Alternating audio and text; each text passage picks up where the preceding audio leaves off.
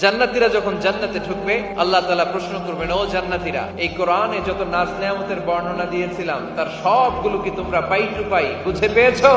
জান্নাতীরা বলবে পেয়েছি। হঠাৎ এক জান্নাতি হাত তুলে বলবে, আল্লাহ একটা জিনিস তো পাই নাই। সবাই বলে পাইছি, তুমি পাও নাই। কি পাও নাই? কয় আমনেরই তো পাই নাই। সব দেখলাম, সব খাইলাম, সব দেখলাম, কিন্তু আপনারা তো দেখলাম না।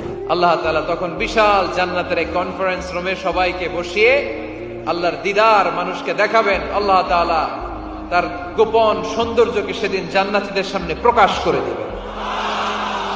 আল্লাহর হাবিব বসবেন ওই কনফারেন্স রুমে সবার সামনে। আল্লাহর হাবিবের পেছনে বসবে অন্যান্য নবীরা।